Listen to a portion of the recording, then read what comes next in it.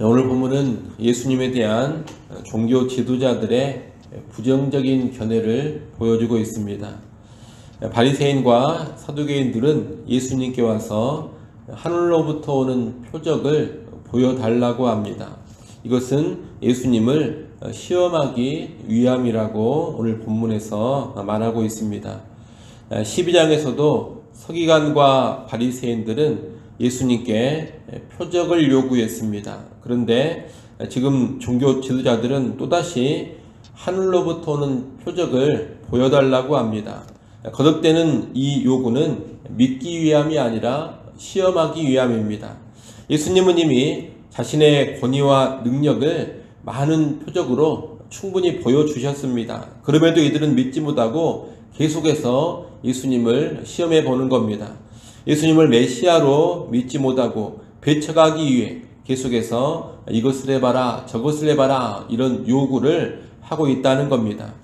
예수님은 이들을 향해 자연현상을 보며 날씨는 분별할 줄 알면서 시대의 표적은 분별할 수 없느냐고 꾸짖습니다. 예수님이 보여주신 표적은 이미 메시아가 이 땅에 왔고 하나님 나라가 임했다라는 것을 분명히 보여줍니다. 그런데 그런 표적들을 보면서도 그 사실을 전혀 파악하지 못하고 있다는 겁니다. 믿지 않고 배척하면서 이 종교자들은 계속 표적만 더 보여달라고 하고 있습니다. 예수님은 이들을 가리켜 악하고 음란한 세대라고 말씀하십니다. 악하고 음란하다는 것은 하나님에 대한 신뢰가 없음을 책망하는 말입니다. 하나님을 신뢰하지 못하고 관계에 문제가 생긴 자들은 언제나 비상한 기적, 특별한 기적만을 요구합니다. 그것이 없으면 하나님을 믿지를 못합니다. 그런 악함과 음란함이 바리새인과 서기관들에게 있다는 겁니다. 이들은 그 어떤 기적을 보여준다 하더라도 예수님을 믿지 않을 겁니다. 예수님은 이들에게 요나의 표적밖에 보여줄 것이 없다 하시고 이들을 떠나십니다. 마태복음 12장에서와 동일한 말씀을 하신 것인데 십자가의 죽음과 부활이 궁극적인 표적이 되리라는 말씀입니다. 예수님에 대한 가장 확실한 표적은 죽으심과 부활이 될 것입니다. 그 표적을 보고도 믿지 않는다면 그 어떤 기적이 있다 하더라도 예수님을 제대로 알지 못하고 믿지도 못할 겁니다. 특히 이 요나의 표적은 고난과도 깊은 연관이 있습니다. 예수님께서 메시아의 힘을 보여주는 강력한 증거, 표적이 고난이라는 것을 우리는 망각하면 안 됩니다. 세속적 군사적인 승리나 성공이 메시아의 표적이 아니라는 겁니다. 오히려 고난이 메시아의 중요한 표적입니다.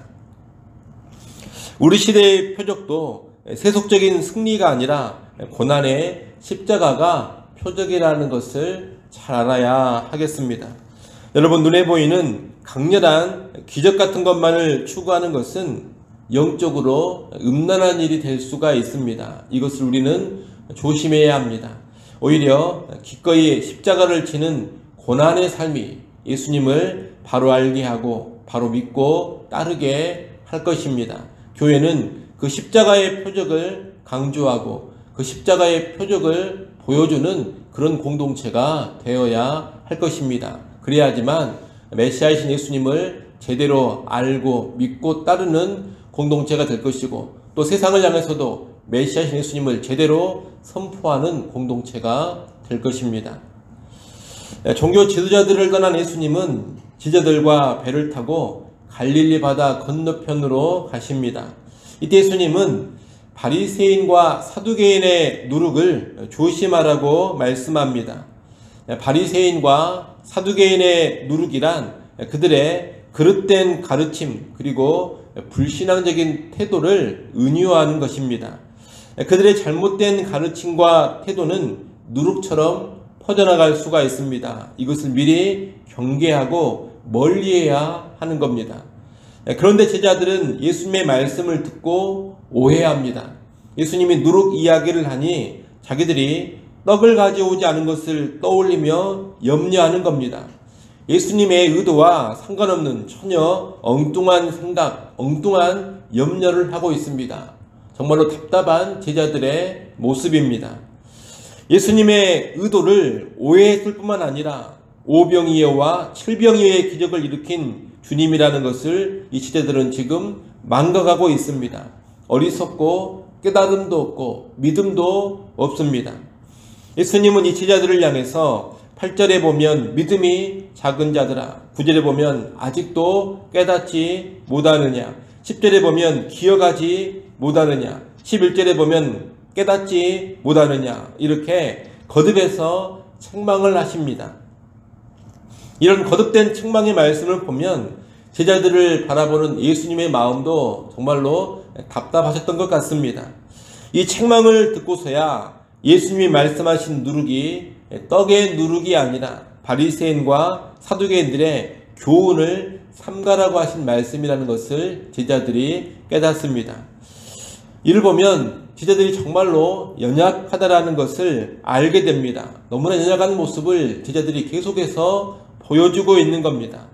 그런데 예수님의 제자들만 그런 것이 아니라 오늘 우리에게도 이런 모습이 참 많다라는 것을 알아야 합니다. 우리도 너무나 연약한 모습을 보일 때가 많습니다.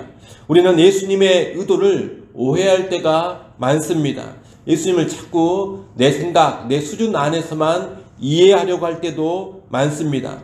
예수님의 능력을 제대로 모르고서 불필요한 걱정과 염려를 하며 살아갈 때도 많습니다.